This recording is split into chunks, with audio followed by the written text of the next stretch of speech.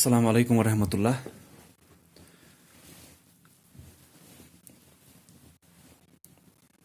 In exercise 2, we have done question number 1 and question number 2.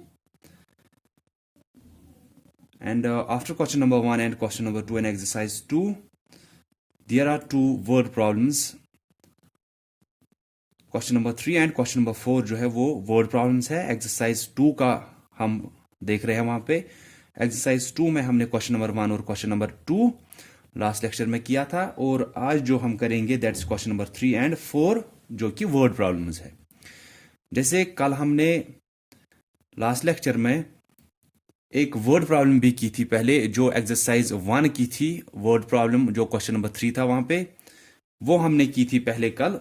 That means जो last lecture हुआ था, और उसी लेक्चर में हमने फिर क्वेश्चन नंबर 1 और 2 किया था एक्सरसाइज 2 का. तो उस वर्ड प्रॉब्लम में जो हमने एक्सरसाइज 1 की जो वर्ड प्रॉब्लम की थी, उसमें मैंने आपको बोला था कि जब भी हमें वर्ड प्रॉब्लम होती है हम क्या करेंगे कि इन ऑर्डर टू अंडरस्टैंड कि हमें एडिशन करना है या सब्ट्रैक्शन करना है या कोई भी क्या मैथमेटिकल ऑपरेशन करना है, तो हम क्या करते हैं, हम पहले देखते हैं कि हम छोटे नंबर्स लेंगे. तभी हमें पता चलता है उन छोटे नंबर्स से ही, क्योंकि उसको फिर सॉल्व करने के बगैर ही हमारे दिमाग में आंसर आता है कि आंसर 2 होना चाहिए या 3 होना चाहिए. ऐसे मैं बोलता हूं कि हम यहां से तो वही लेंगे कि जो दिया है, जो भी आपको क्वेश्चन में वर्ड्स में दिया है. जैसे कि उसमें आपको दिया था कि न्यू दिल्ली से लंदन के लिए एक फ्लाइट जा रही है, तो हमने लिखा था from New Delhi to London. फिर हमने यहां से लिखा था उसको क्या, कि जैसे वहां पे 5 किलोमीटर या 6 किलोमीटर है सिर्फ ये डिस्टेंस. फिर हमने देखा था लंदन से न्यूयॉर्क तक, वो उससे कम थी, तो इसीलिए हमने अगर पहली वाली 5 रखी थी तो दूसरा हम रखेंगे 4 या 3, सिर्फ इसका ख्याल रखना है. फिर हमें देखना था कि न्यू दिल्ली से, जहां से वो फ्लाइट स्टार्ट हुई थी और लास्ट में कहां पहुंची वो न्यूयॉर्क, तो उस न्यू दिल्ली से न्यूयॉर्क तक कितनी डिस्टेंस है. वो हमको ऐसे भी लगेगी, हमें आंसर पहले ही मिला था कि अगर 5 था पहले डिस्टेंस न्यू दिल्ली से लंदन तक, उसके बाद लंदन से हमने लिया न्यूयॉर्क तक 3 किलोमीटर, तो ये टोटल कितना होना चाहिए, ये तो 8 किलोमीटर होने चाहिए. वही 8 हमें उस 5 और 3 से कैसे मिलेंगे, एडिशन से मिलेंगे या सब्ट्रैक्शन से मिलेंगे. तो उसी के हिसाब से हम करते हैं कि वहां पे एडिशन से मिला तो हमने एडिशन किया. फिर तो वही चीज हम यहां पे भी इस एक्सरसाइज में इन वर्ड प्रॉब्लम में पहले देखेंगे, फिर आपको ये आएंगे. जो क्वेश्चन नंबर 3 है, it is every month Parul's mother deposits rupees some money in the bank. कि पारुल की मदर जो है वो हर मंथ, पारुल की मदर जो है वो हर मंथ कुछ पैसे जमा करके रखती है बैंक में. ठीक है, तो फिर वहां पे दिया है कि जनवरी में इतने पैसे उसने डिपॉजिट किए. डिपॉजिट होते हैं कि वहां पे जमा करना. ठीक है, एक बैंक में जाती है वो और वहां पे पैसे जमा करती है. बैंक अकाउंट होता है वहां पे, तो उसी में वो जमा करवाती है पैसे हर मंथ. यहां पे अब आपको दिया है कि जनवरी में कुछ पैसे जमा किए उसने, और फरवरी में भी उसने कुछ पैसे जमा किए हैं उस बैंक में.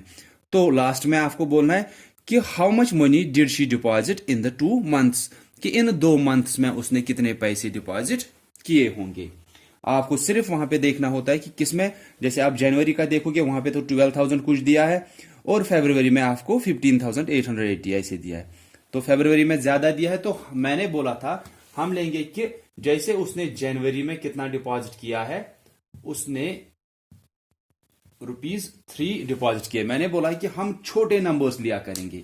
यहां से तो वही सोचना है कि जनवरी का डिपॉजिट क्या किया है, फरवरी का डिपॉजिट क्या किया है. उसके बाद जब आप ये नंबर्स लिखोगे छोटे छोटे, सिर्फ ध्यान किसका रखना है, अगर जनवरी का कम है तो फरवरी का उससे ज्यादा रखेंगे, या अगर जनवरी का ज्यादा वहां पे क्वेश्चन में दिया है तो फरवरी का उसी हिसाब से हम कि इन नंबर्स में उससे छोटा या उससे बड़ा रखेंगे. ठीक है, तो फरवरी का तो उससे ज्यादा रखा गया है, तो हम बोलेंगे कि फरवरी में उसने डिपॉजिट किए हैं ₹4.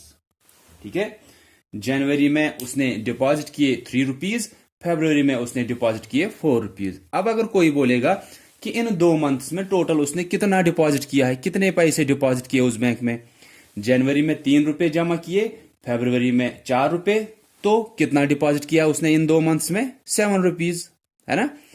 कि 3 रुपए एक मंथ में, 4 रुपए दूसरे मंथ में, कितना डिपॉजिट किया है टोटल इन 2 मंथ्स में, 7 रुपए। वही 7 हमें इन दो से कैसे मिलेगा वो देखना होता है कि अगर हम इन दोनों से सब्ट्रैक्शन करेंगे क्या वो 7 हमें मिलेगा। हमें तो 7 आंसर आना चाहिए, क्योंकि देखते ही हमें पता चला जब हम छोटे नंबर्स लेते हैं।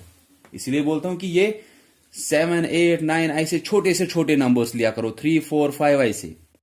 सिर्फ ध्यान एक चीज का बोला मैंने यहां पे कि क्वेश्चन में तो आपको पहले से ही पता चला कि फरवरी में उसने ज्यादा डिपॉजिट किए हैं, तो हम अगर जनवरी का 3 रुपए रखेंगे तो फरवरी का उससे ज्यादा रखेंगे। अगर वहां पे फरवरी का कम दिया होता, अगर हमने जनवरी के 3 लिए थे तो फरवरी का हम 2 ही लेते यहां पे। ठीक है, फिर आपको यहीं से आंसर मिला कि एक मंथ में जनवरी में 3 रुपए डिपॉजिट किए, फरवरी में 4 रुपए, तो 2 मंथ्स में डिपॉजिट कितना किया है, 7 रुपए। अब 7 तो हमें निकलना चाहिए इन दो से ही, क्योंकि जो आपको दो टर्म्स, जो दो नंबर्स दिए हैं, इनसे ही आपको आंसर मिलेगा हमेशा। ठीक है, तो इन दोनों को अगर आप सब्ट्रैक्शन करोगे वो तो 1 आएगा, वो तो नहीं होगा। इन दोनों को अगर मल्टीपल करेंगे वो तो 12 आएगा, वो भी नहीं है हमारा आंसर। हमारा आंसर पहले से ही हमें पता है, सिर्फ देखना है अब कि इन दोनों को करना क्या है कि हमें ये आंसर मिलेगा। तो सिंपली कि हमें तो इन दोनों को एडिशन करना है, 3 + 4 7, या 4 + 3 वो भी 7 ही हुआ। ऑर्डर चेंज करने से एडिशन में कोई फर्क नहीं पड़ती आंसर पे। तो हमें यहां से पता चला कि इस क्वेश्चन नंबर 3 में हमें क्या करना है, एडिशन करना है। ठीक है, सिर्फ आप क्या लिखोगे, amount of money deposited in January is equal to, फिर देखोगे वहां पे 12,000 कुछ दिया है, then amount of money deposited in February is equal 15,880 शायद दिया है वहां पे। उसके बाद लिखोगे therefore total amount of money deposited in 2 months is equal to, फिर उन दोनों को क्या करना है, जैसे यहां से आपको पता चला कि एडिशन करना है। ठीक है, तो आपको सिर्फ मैंने दो चीजें बोली है। एक कि जब भी वर्ड प्रॉब्लम होगी हम यहां से तो वही लेंगे, कंसिडर वही करेंगे जो आपको उस क्वेश्चन में दिया है कि जनवरी में डिपॉजिट किया है कुछ, फरवरी में डिपॉजिट किया है कुछ। सिर्फ यहां से वो अमाउंट बहुत छोटे लेंगे हम, ताकि हमें पहले ही सॉल्व करने के बगैर ही पहले ही दिमाग में आंसर आना चाहिए। ठीक है, तो उसके बाद आपको वर्ड्स में लिखना है, क्योंकि ये वर्ड प्रॉब्लम्स है तो वर्ड्स में लिखना है। वर्ड्स में क्या लिखना होता है, फिर यही जो आपको दिया है कि amount of money deposited in January लिखेंगे आप आगे कि इज इक्वल टू, फिर कितना दिया है वो, ऐसे ही फिर amount of money deposited in then February is equal to लिखोगे फिर कितना दिया है वहां पे। और आपको फिर लास्ट में क्वेश्चन पूछा गया how much money did she deposit in the 2 months, तो आप लिखोगे लास्ट में therefore total amount of money deposited by her in 2 months is equal to, फिर उन दोनों मंथ्स के उस पैसे का जो डिपॉजिट किया उसने उसका एडिशन करना है। ठीक है, तो question number 4, Daya attended college in Mumbai. His parents calculated that they needed rupees 26,000, फिर वहां पे आप देखोगे 506 for tuition fee, rupees 15,450 for hostel fee and 10,800 rupees for transport and other things for 1 year. दया को एडमिशन लेना था एक कॉलेज में मुंबई में।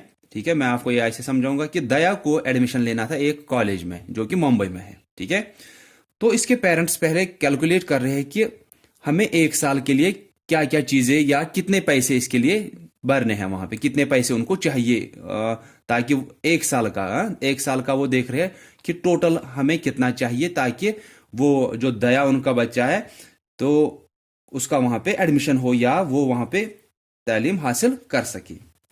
तो इन्होंने देखा कि वहां पे इसको 3 चीजों की जरूरत है।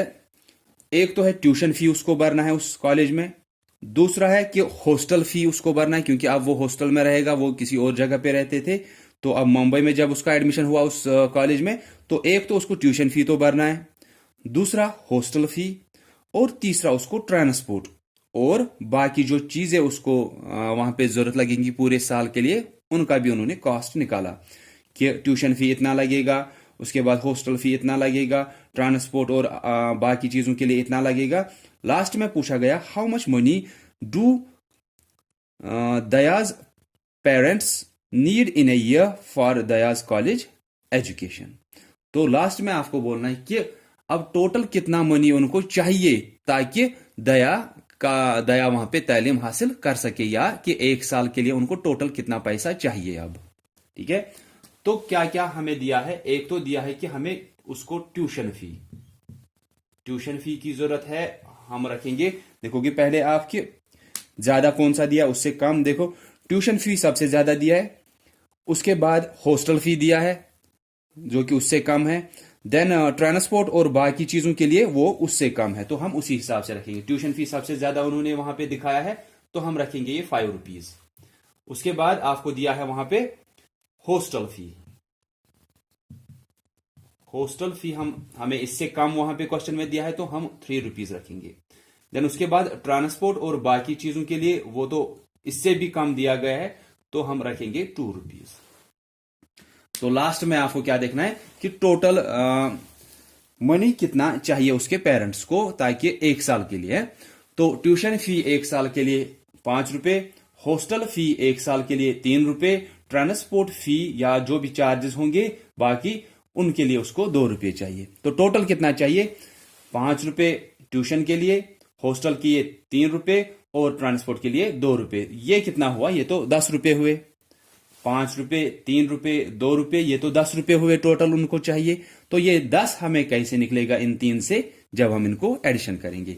5 + 3 8 हुआ, 8 + 2 10 हुआ। तो वहां पे आप क्या अब लिखोगे, वही देखना होता है। आप लिखोगे अमाउंट ऑफ मनी, या amount of money needed for tuition fee, या आप सीधे लिख सकते हो अमाउंट ऑफ ट्यूशन फी। ठीक है, amount of tuition fee is equal to rupees 26, वहां पे कुछ दिया 26,506। Then amount of hostel fee या amount of money needed for hostel fee is equal, then वहां पे आपको दिया है 15,450।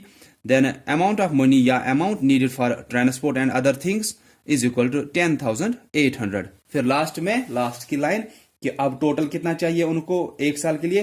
Therefore total amount of money needed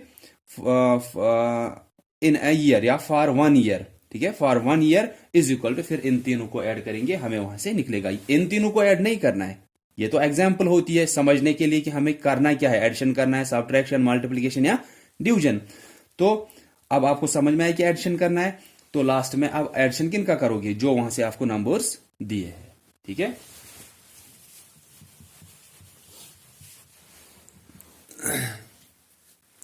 तो बस आज आप यही 2 वर्ड प्रॉब्लम्स करोगे, और जो आपको एडिशन और सब्ट्रैक्शन में आपको बाकी क्वेश्चन जो होते हैं आप खुद से ही खुद के लिए वहां पे पार्ट्स रखा करो। ये जरूरी नहीं है बुक पे जो पार्ट्स दिए हैं शायद, क्योंकि आप वही करोगे सिर्फ, तो ये जरूरी नहीं है कि आपका जब एग्जाम होगा फिर आपको शायद बुक से ही वो पार्ट्स रखेंगे।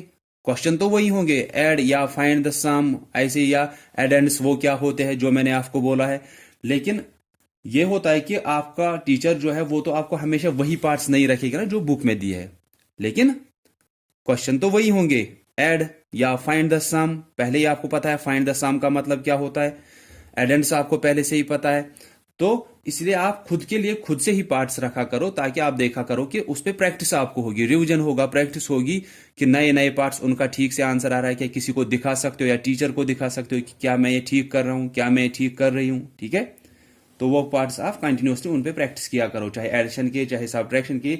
सिर्फ मैंने आपको ध्यान किसका बोला है देने के लिए कि चाहे आप एडिशन कर रहे हो, सब्ट्रैक्शन कर रहे हो, या आपको पता ही हम वनस प्लेस से स्टार्ट करते हैं, इसीलिए हम ठीक से देखते हैं कि वनस प्लेस के नीचे दूसरा नंबर अगर 2 नंबर्स का है, वनस प्लेस के नीचे वनस वाला है क्या, टेनस प्लेस के नीचे टेनस वाला है क्या, हंड्रेड्स प्लेस के नीचे हंड्रेड्स वाला है क्या।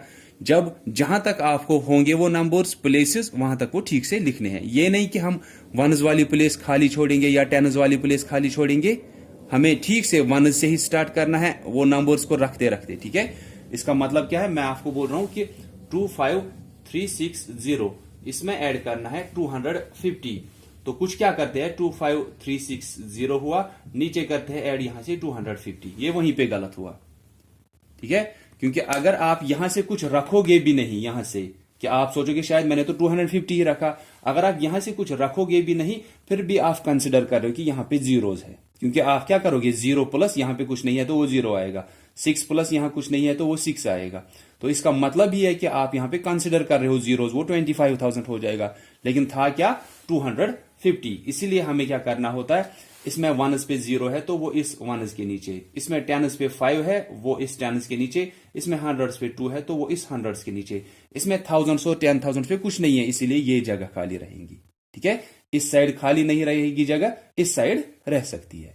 ठीक है, बस फिर उसके बाद आप एडिशन स्टार्ट करते हो यहां से, वो आपको फिर आता है। So that's all for today. So thanks all of you for listening carefully. Allah Hafiz.